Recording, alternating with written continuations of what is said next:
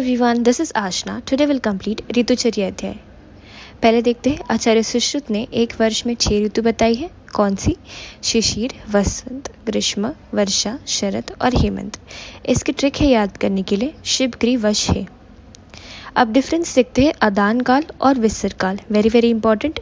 पहले तो अदान काल में आदित्य यानी सूर्य की किरणें जो है वो अत्यंत तीक्ष्ण, उष्ण और रुक्ष हो जाते हैं। किसके कारण? वायु के कारण। ठीक है, रुक्षता ज़्यादा होगी और इसमें पृथ्वी का सौम्य गुण कम हो जाता है।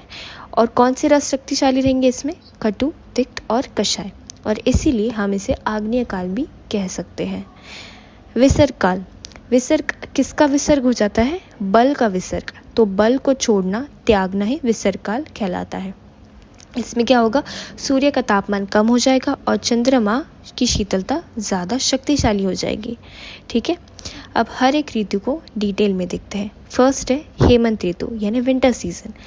कौन सा आहार का सेवन करना चाहिए? विहार, लाइफस्टाइल, रस, गुण और अपथ्य, ये सब हमें इसके अंदर पढ़ना है।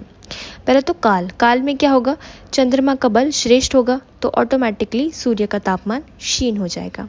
आहार, गुरु आहार का सेवन करते हैं तो अनुपमास, बृहन कारक जो भी ज़्यादा न्यूट्रिटिव रहेगा, गुड़, नया चावल, पिट्ठी से बने पदार्थ और औदक मांस। ठीक है। विहार में हम अंजन करेंगे, आतप का सेवन, उष्ण जल के स्नान, फिर उष्ण गर्भगृह में रहना, मैथुन करना चाहिए, धूमपान, व्यायाम, उदवतरण, स्वेदन और अभ्यंग करना चाहिए। रस में हम करेंगे मधुर आंवला और लवण रस का सेवन, गुण में गुरु आहार और स्निग्ध द्रव्य। ठीक है। अपथ्य में वातवर्धक लघु आहार हमें नहीं करना चाहिए। नेक्स्ट शिशिर ऋतु। अब हेमंत ऋतु और शिशिर ऋतु ऑलमोस्ट सेम है तो इसीलिए आपको बस कॉपी पेस्ट करना है। अब काल में भी सेम रहेगा, वो जो चंद्रमा का बल है वो क्षीण हो जाता है। ठीक है।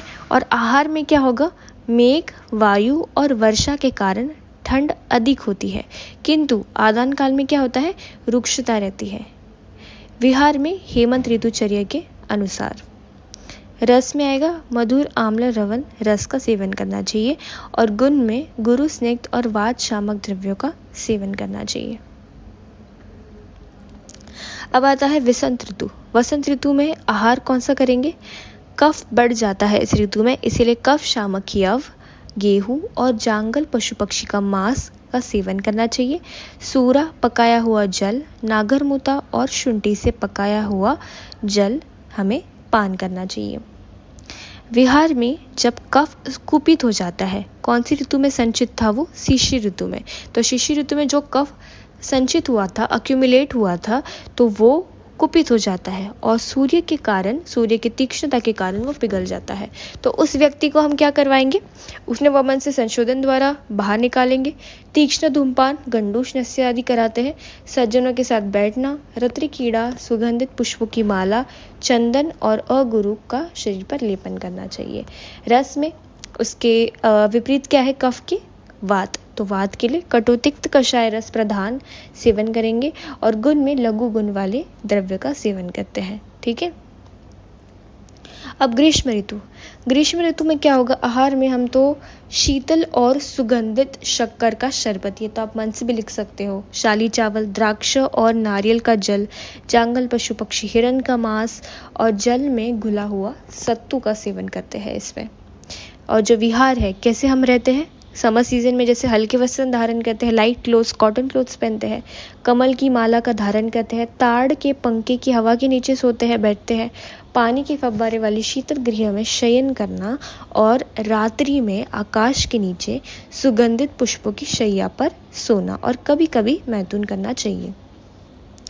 रस में मधु रस का सेवन करना चाहिए क्योंकि इस समय वात का संचय होता है। वर्षा ऋतु, जब भी करंट ऋतु चल रही है तो इसमें क्या क्या आहार का सेवन करना चाहिए? इसमें शरीर दुर्बल रहेगा तो इसीलिए पुराना शाली चावल का सेवन करना चाहिए। गेहूं और जौ को कृत युष, दोष रहित मधु और मदिरा और लघु और स्निग्ध आहार लेना चाहिए।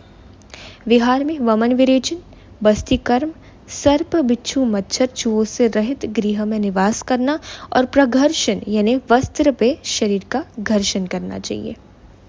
रस में आम्ल लवण रस से क्या होगा, वात शमन होगा, तो इसीलिए उस रस का सेवन करना चाहिए। गुण में स्निग्ध गुण का सेवन करना चाहिए। अब आता है शरद ऋतु। शरद ऋतु में हम तिक्त द्रव्यों से सिक्त घृत लेते हैं। षष्टिक चावल, चावल की वैरायटी आपको याद रखनी है। हेमंत ऋतु में नया चावल था, किसमें पुराना चावल है, इसमें षष्टिक चावल है। गेहूं, जौ, मूंग, शर्करा और पडवल। और फिर फ्रूट्स में आंवले की और द्राक्षा का सेवन करना चाहिए। पीने के लिए हंसोदक का सेवन करना चाहिए। Very very important MCQ point of view ये क्वेश्चन आता है हमेशा। हंसोदक का सेवन किस ऋतु में करते हैं, तो दैट इज शरद ऋतु। आगे विहार। विहार में क्या करेंगे, विरेचन, रक्तमोक्षण और हल्के वस्त्र धारण करेंगे और पुष्पों की माला, ये तो रिपीटेड पॉइंट से आप मन से भी लिख सकते हो। और खस का शीतल लेप लगाकर संध्या काल में छत पर बैठकर चंद्र किरणों का सेवन करते हैं। रस में मधुर तिक्त कषाय रस का सेवन करते हैं क्योंकि ये पित्त शामक है। और गुण में शीतल और लघु गुण वाले द्रव्यों का सेवन। अगर आपको पता है कि कौन सा दोष प्रकोपित हो रहा है तो इसके अकॉर्डिंग आप ऑटोमेटिकली रस, गुण और अपथ्य लिख सकते हो, ठीक है। अब हंसोदक वेरी वेरी इंपॉर्टेंट श्लोक के साथ। तप्तम तप्तांशु कीर्णे शीतन शीतांशु में भी समांत आप्य अहोरात्र अगस्त्य अद्यो निर्विषम सूचि हंसोदकम नाम निर्मलम मलजिजलम न अभिष्यन्ति न वरुक्ष पान अदिश्व मृतपम। पहले हिंदी पढ़ लेते हैं, फिर ऑटोमेटिकली श्लोक के साथ रिलेट करेंगे। पहले क्या है, तप्तम तप्तांशु किरणें, यानी जो संपूर्ण रूप से तप्त सूर्य की जो किरणें हैं, उष्ण और चंद्रमा की शीतल किरणों से शीतल हुआ जल जो अगस्त्य के उदय होने से निर्विष हो गया हो, उसे हम पवित्र जल के नाम से जानते हैं, उसे कहते हैं हंसोदक। अब ये जल कैसे रहता है, शुद्ध रहता है, पवित्र रहता है और ये मलों को जीतने वाला रहता है। इसीलिए वो लाइन में दिया है मलजिजलम, यानी ये मल को जीतने वाला होता है, ठीक है। न अभिष्यन्ति यानी अभिष्यन्ति कारक नहीं होता। अभिष्यन्ति यानी ये स्रोतस अवरोध करता है, तो न अभिष्यन्ति यानी ये नहीं करेगा, तो न अभिष्यन्ति होता है और न ही रुक्ष होता है तथा पीने आदि कार्यों से अमृत के समान होता है। दैट इज लास्ट लाइन, पान अदिश्व मृतपम, अमृत के समान होता है।